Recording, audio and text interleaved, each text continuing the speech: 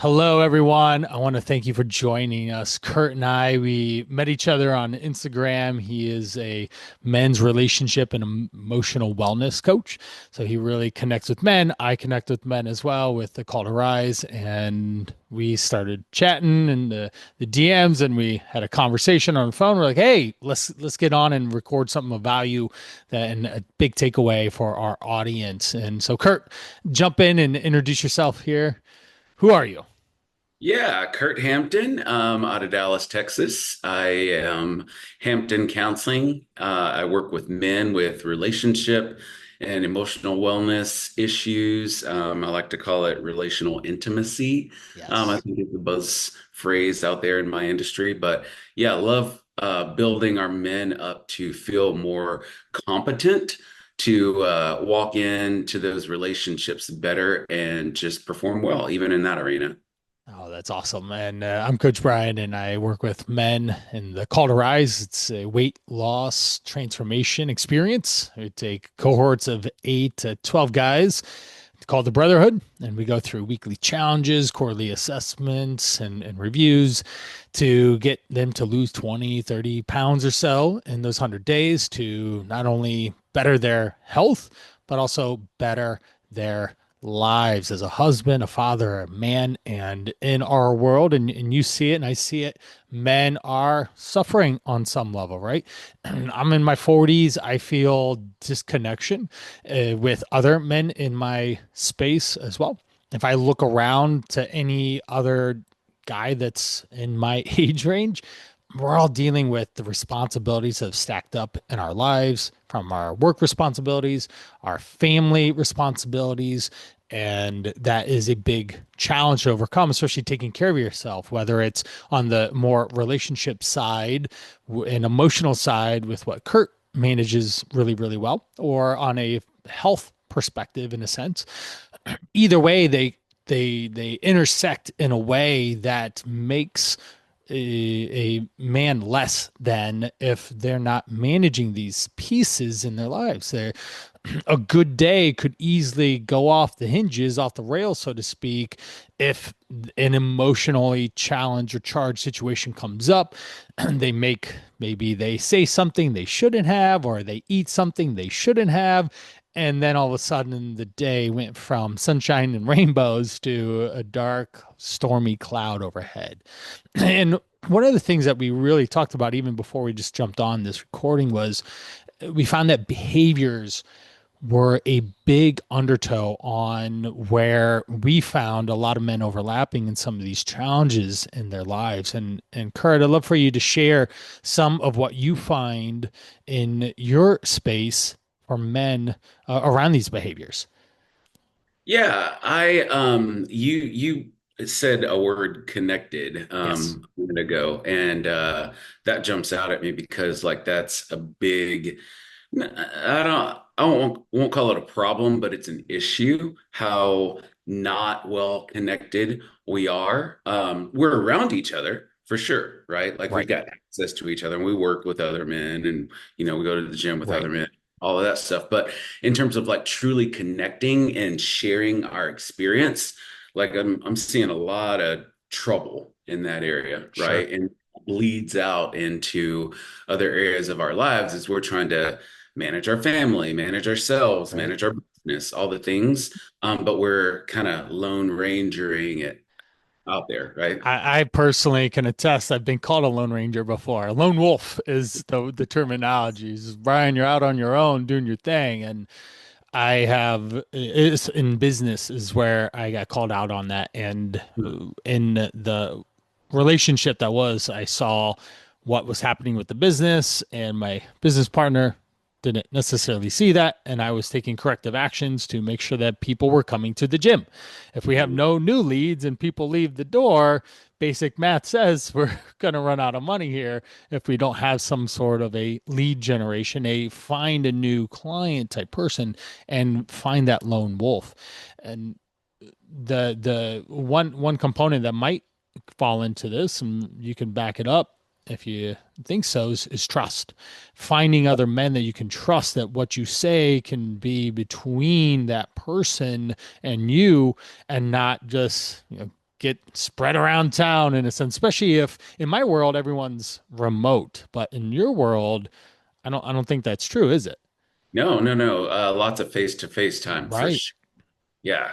I prefer that. And most of the men that I work with prefer that too. Of course, some Sure. of them in other states, so it's not really Right. possible. But yeah, that face-to-face interaction, we're still recovering toward that, right? Yep. Since the pandemic. Yep. Yeah. So I what do you think think a about lot of that? people I think a lot of people are recovering well at this point, 5 years, later, but Right. it's still a recovery process as Right. all the businesses haven't gone back to the office and we've been introduced to new ways to doing life virtually. Right.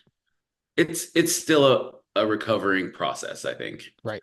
Right. Well, even we connected through social media. I Yeah. saw what you did and I resonated with it. And I said, hey, thanks for following. I see you work with men. So do I. And then we ended up getting on a call. Let's talk and see if there's in some sort of collaboration. And so we had built this trust up of seeing that we're like minded. Then we had a great conversation introducing ourselves to each other. And so there's instant trust. And hey, how about we turn this into something? And Yeah. here we are, everyone. So because Curt followed me on Instagram, we're gonna try and add value to your life. So There. excellent. So Yeah, what behaviors? Go ahead. well, that brings another thought to mind.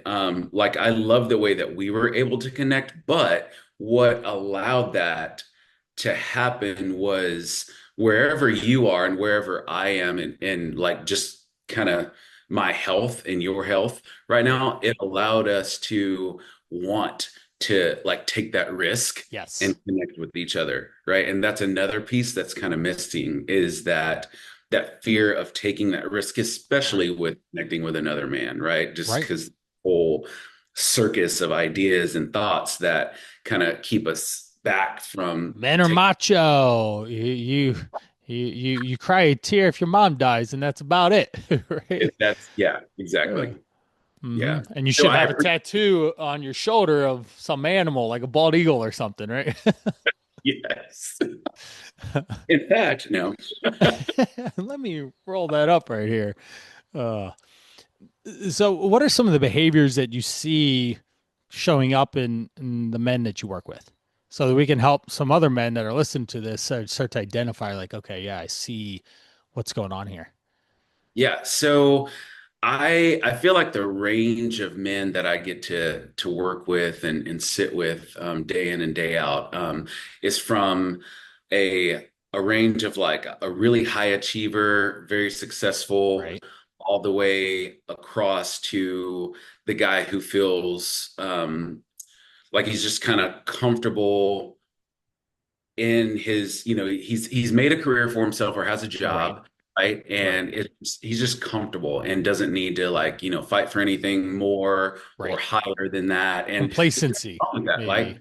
it's just this spectrum of engagement, right? And some of the behaviors that I'm seeing on both ends of that spectrum is like human engagement and relational engagement or lack of, Yeah, right? And so it looks different and it shows up different depending on, the personality, yeah, temperament, where the definitely. guy. Could you share a quick story on each, to help our viewer identify a little bit more with where they're at? Yeah, for sure. So, um, yeah, I'll tell a story of a guy, Nathan, right? Okay. Super May or successful, may not be his real name.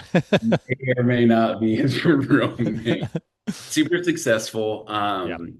built a great ministry, has a, a healthy, big family, great marriage, and at the same time struggles a whole lot with just having a busy mind, Oh right? yeah.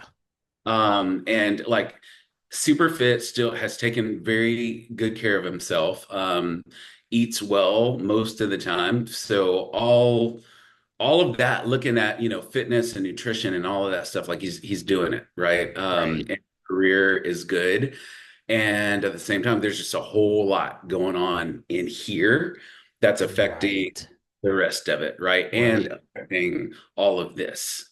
And Right. so um work with a man like that is pulling attention to, okay, how do you balance using your busy mind as a superpower when you Right. need it, and being able to manage it or contain it when you don't need it, right? So that you can fall Shut it asleep. down at midnight or at 2 in the morning. Totally, totally. I wake All up and all of a sudden my mind's roaming and I'm gonna have a meal too. And yeah, that's not the time you should be using your brain or your mouth. right. Yeah. And then, going to not necessarily an extreme, but a different example is we'll call him Ben. Guy very comfortable in his life. He reports that he's happy and Right, satisfied. And at the same time, the story is full of dissatisfaction, just in terms of connection with his partner, right, um, feeling ill-equipped to parent well, but also super disconnected, right? Super right. disconnected from friends, like literally reports that he's got no friends, Oh, right? geez.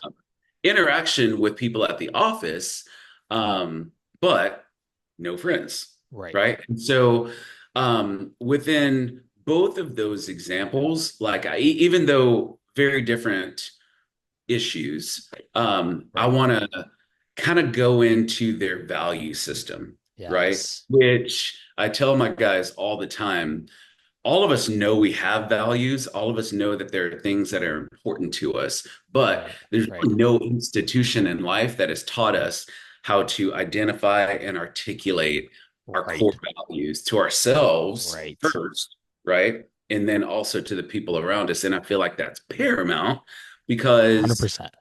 yeah, our values inform everything, what we like, what we don't like, who we want to be close to, who we are, pulled Right. by, all of that. Right. And so if I don't understand that about myself, then there's a whole lot of life navigation that I don't understand why or how I'm Yeah. doing it, right? Yeah.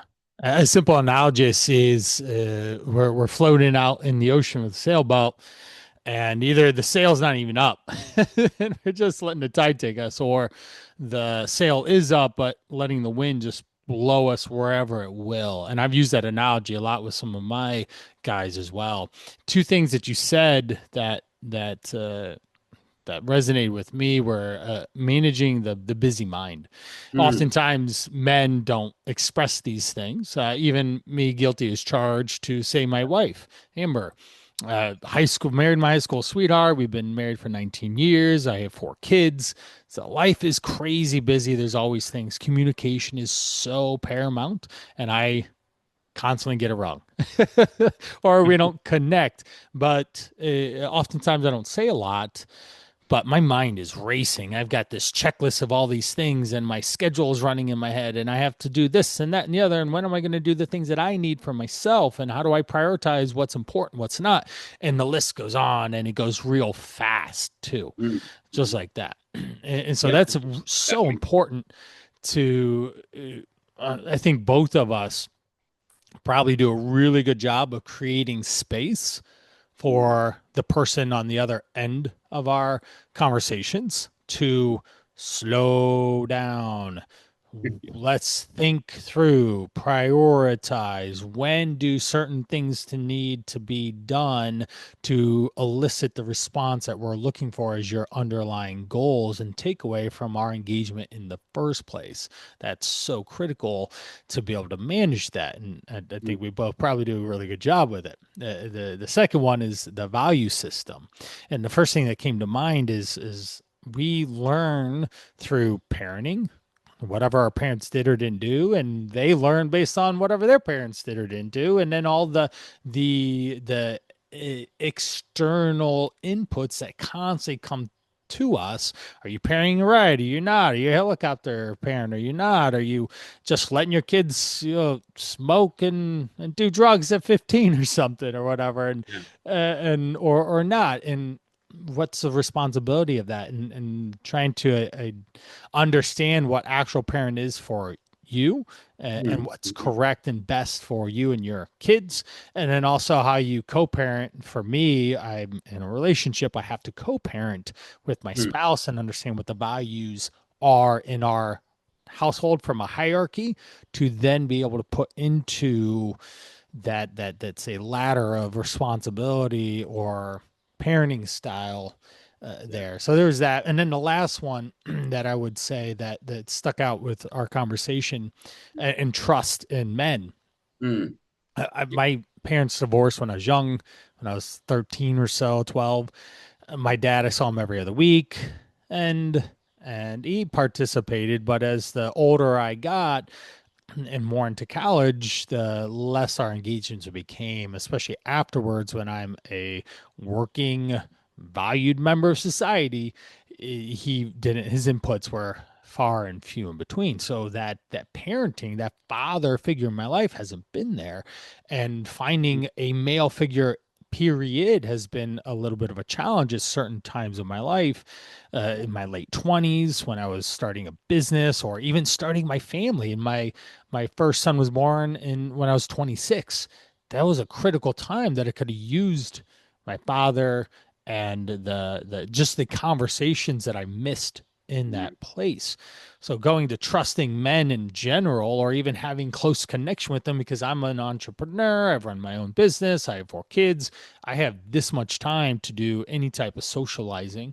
But yeah. I found 4 guys that Leo and Dan were from high school running. We ran together and we still communicate. Even I sent them a silly GIF or a video or something to just keep that line going there. But Chris and I in this gym space here that we work out for, it was May 8th, 2023 was our broversary. His daughter and my daughter went to the father-daughter dance and we saw each other the year prior, but then we saw each other again. We're like, hey, let's have coffee. And then coffee turned into, hey, do you want to come work out in my barn? Because he wasn't taking care of himself. And all of a sudden, he's been coming basically 3 or 4 times a week. But his Mm, office is half a mile down from my house. So it's crazy convenient for him and I both. And he has 4 kids, and Dan has 4 kids, and Leo has, between his marriage and all, is there's 4 or 5 kids there. And then mm, Andy enters in, and he's more of a recent relationship with my middle school kids and with Maxwell, particularly. He's my third son. But Andy and I run, and Andy owns his own uh, organization, a nonprofit that's called Project Outrun, and it helps kids outrun cancer and get some sweet. The motto is, I'm not sick, but my shoes are." So he gets these real like Nike ID type to help empower these kids. But the point being is, I found these 4 guys through fitness, through taking care of, finding the attraction there of self improvement was of that nature, and that's where I found connection with people. Now, for you and your men, how do you get them to connect and start to break some of these patterns of behaviors that have caught them staying stuck? So that is the question of the hour, right? How to get men to connect? No, honestly, it starts with a conversation about, okay, let's look at your life and let's look at what and where you interact with on a Yes. routine basis, right? Like, where do you go? Do you go to the grocery store? Do you go to the Right. gym? Do you go to work? Blah, blah, blah. Like, where do you even go where there are people available for you to connect with? Right. As basic as that sounds, like that's where the conversation starts, just to Yes. start like jogging the thoughts Right. of who in the world do I even have access to, Right. right? And then, of course, the advancement of that conversation is all right, let's practice how to engage someone. Like, is it, Right. Because you know, do you, that's foreign when it comes to men, right? oh my gosh, yeah, yeah. I think we're getting better, but we're not there yet. But yeah, like literally, I like to role play with men how to start a conversation, how to continue that Yeah. conversation. Because like we can, give each other the Right. nod, but then like how do we go beyond that? Right. right? Or how's the weather today? Or those top level surface conversations, how do we get a couple layers deeper? Exactly. Yeah, and going back to what you said earlier in terms of that trust piece, like do I trust this person enough to want to connect with them? And I would also add this element. Do I trust the benefit of connection to Yeah. even put in the work to do this? Like, because I feel like I'm fine. Like, I mean, maybe I could, have a bro to drink with or have a bro to work out with or go Right. run with or whatever. But for the most part, I'm fine. And it's kind of coming back to that idea of values, right? To get this person to realize, okay, am I really satisfied with the level of connection that I have, with the level of community that I have? Right. And coming back to what your core values are, I think can inform that for you and help you think through that a little better. Yeah. 100% agree with you on all of that. Finding people to connect with, even in when I'm, say, fitness or health, finding a gym could be, if you want to lose weight, the easiest way to connect with someone be at the gym. Whether you're a Arnold Schwarzenegger wannabe or you hate going in there, we can find other avenues as well. Certain Yeah. meetup groups. Maybe you need to go on a hike, go get into a hiking group, and or a running group. And it doesn't have to be the fastest person, but we have to start opening up those conversations with the guys to be open to going there and start breaking some of those patterns of behaviors of staying stuck, because that's a choice. In my life, in line of work, every your body's a reflection of what's happening on the inside.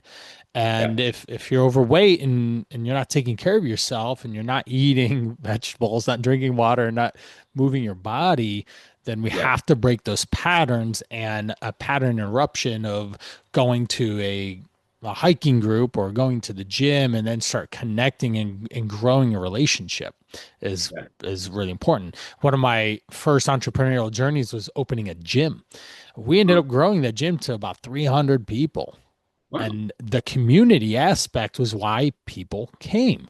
They Yeah. came as their third home. That was literally what was part of our mission statement, in a sense of, as we were building this, we want this to be their third home where they connect with other members and they grow and they push each other and they're encouraged through activity and movement. And that was 300 members a month Yeah. of membership. So it was and our the space that we worked out of was not very big. So it was come in and we just hit it and had a great time. We all stinky and sweaty, and but the bonding, especially afterwards Yeah. and spending time, and I think that might be something too, is the behavior around how you spend your time, because people would come to a time frame in the gym. They'd work out together and they'd push through hard workouts, Mhm. not crazy hard, but they were going to do this thing this many times and this thing. And next thing you know, an hour later, you're like, oh my gosh. And, but then you stayed after and you had actual real conversations. And that those were the opportunities where you're able to, what Kurt's saying is, break through that top layer conversation to actually develop relationships with someone that you could then grow in time to be connected and find that trust in that relationship and be able to be more open and honest. And that's where I think true connection is through authenticity, is through becoming a better human in general, is having these social aspects. And we're connecting via technology, but uh, we could hang out and we could talk shop about what we do if I was down the road from you. Like I can see that happening, and that's even in a short amount of time, because say the magnetic energy, the connection of what we do for a living is what has gotten this to where it's at right now. So far, so good.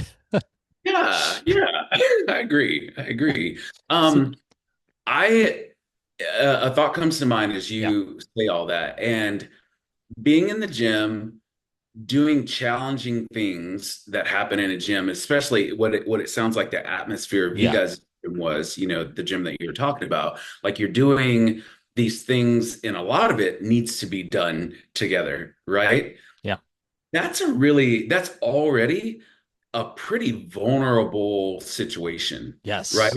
Because I am allowing this other person to see my strength or lack of strength, right? I'm Right. expecting them to support me or encourage me. I'm Right. receiving their support and encourage or making a choice to receive, right? Right. And so I feel like that is a fantastic opportunity to build on, right? Because like we've already done something that's decently vulnerable in allowing this other person, this other human being to see my strength or to see me struggle, basically, right? Right. Yeah. Um, Struggle to open up. And that's what I see with my relationships. I'll just interject real quick is because we bond through exercise, we work out together, we spend time in close quarters in this barn here and we work through things and it allows us conversation to be vulnerable, to talk about some of the challenges that are coming up in our life because everyone has challenges. This is the human existence. And if you don't have challenges, you're lying to yourself. So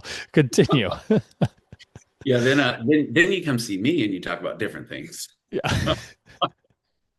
No, I love that. I don't know that I've thought about it in terms of how it's just coming to me now, but just specifically in the arena of if a gym atmosphere or CrossFit or whatever it is, like if I'm already in a situation like that, like I'm already primed to connect even deeper Yeah. with those people, right? Yeah. Yeah, and I love that. I love Dan and that. Leo are high school running buddies. Freshman year, we ran track together. And we still talk to this day. What? I don't want to age myself, but I already told you how old I am. I got a notification. I got invited to the 25th anniversary of graduating class. So it's like, oh, geez. So what? There's 20, that. 27 years ago or something, we ran together and we still have a bond. We actually, in November, we spent time at a hockey game. We had some tacos and just acted like we were still in high school Yeah, yeah, when we hung right. out together. So tell me this. Yeah. So I'm intrigued by why why that connection is a value for you, or when you realized that that was a value for you. That bond, that connection, those relationships. When did you realize, okay, this is something that's important to me, and Right. realizing the level of importance now, so I am going to invest in this. Do you Right. remember kind of when that clicked for you, or was it just kind of a progression? Definitely a progression over time, right? Because you only get to that level through sheer value of reps and sets, and Yeah. those are conversations. Those are chunks of time that you spend with someone, Mm. and being able to be open and vulnerable. But the Dan and Leo conversations continue to stay. They're built around just joking around. Yeah. Dan's the king of one-liners. Leo is, say, the oddball. He's the one that comes up with these really unique, interesting ideas and stuff. I threw one out. I was like, "Hey guys, next time our kids," I found this video online and shared with them. But next time our kids are have gone through another school year, so next June, let's Mm. set up a rock band setup and play schools out for summer when they pull up to the house and just That's act great. like just silly high schoolers, right? Yeah. So there was Yeah. that. Th- I see Dan pretty regularly. He's super busy with 4 kids and his job and all that, and so he comes about once a week. Then we have a Chris. Leo's a busy. Got his own thing, so we have to connect. We actually have to make intention to Mhm. connect. Chris, because of proximity, makes it a lot easier. He's a half mile down the road with his office, so it's, hey, we're gonna connect in the middle of the day to work out. But with Chris, we kept overlapping. I've overlapped with this guy for 20 years. He's Huh. seen my entrepreneurial journey from afar, and now he sees it a lot closer. But Yeah. we just had this good connection, and therefore, when we we did the invite for coffee and we started talking. There's that relatability because we went from layer one to layer two, and then there's more connection. Yeah, Yeah. not all relationships are going to do that. You only need what, one, two, three good relationships in your life anyways, and if you have those and can lean on them properly, then therefore you can be more whole. Whether Yeah. whole is in my world at a healthy body weight, full of energy, and clicking on all cylinders in a sense on your end, being more emotionally available or being relationally available to those closest to you, whether it's a partner, spouse, or a friend. I think that those are so we got to that next layer down. And then Andy, just again going off those four close male friends, the running, we run together, but then because he does this project for cancer kids and has a movement, and I do what I do, which is a movement to help men empower themselves around taking better care of themselves to be better husbands, fathers, men. Mhm. We bond real fast because of those, and we're super busy, so we have really small amounts of time, but we both have stepped toward each other in that relationship to make time to Yeah. run, even if it's only just once a week. But I made a lead magnet and I said, "Hey, can you check this out?" And he's like, "Sure, man, send it over." And so he's gonna take a peek at it and give me some feedback on it, and I can trust his feedback because of our relationship. I love that. I love that. So going back to the two examples that I brought at the beginning of this conversation, like I kind of want to weave that Yeah, yeah, into this part of the conversation. So, like what you just described, you knew that staying connected to those men was important to you right, just as a progression, right? right, So let's say that's not my story, right? Like I didn't have that and I didn't experience that progression. And at the same time, I find myself in a place in life right now where I would like connections like yeah, that. And so there's still something to be done right, about that, right? And then yep, that comes back to realizing, okay, yeah, this is a value for me. This is important to right, me. And so what can I do about it, right? Like I don't belong to a gym or right, I don't, I'm not involved in anything civic, blah, blah, blah, right, right? Well, unless you live in a super duper remote place, which some of you might, um, right, there are probably some options, right? Now probably. you've got to make the decision Yeah. to, Get over yourself. yeah, and know yourself is taking a risk, right? Yes. Uh-huh. And so I'm going to ask you to get comfortable with the idea of taking a risk. Right. And the reward is going to be hopefully that you get to connect with somebody or at least Right. start getting in some Right. reps. Yep. Right. The first person might not be ready to connect, and that's okay. Yeah, It's an introduction, and then yeah, you get better. Just like say dating, in a sense, yeah, right? You're not going to find the love of your life, maybe on the first time, but maybe not. And you just have to be open to having conversations and engaging with people to be vulnerable and to be open, and also not have it backlash on you and you're in a 3 month depression because someone said no or they're too busy or they had other things going on in their life. That's yeah, not going to work. exactly. Exactly. And how much more fulfilling and helpful, well, how much more fulfilling would my life be and how much more Right. like support would I have? Like if I'm the guy who struggles with a busy mind, is killing it on in most arenas that I'm operating in, but like I've got these focus issues that affect my family and that affect my marriage Right. and that affect, how I'm interacting with Right. colleagues.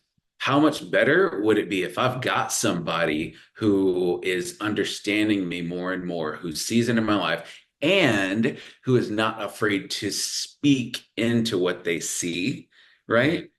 Like Right.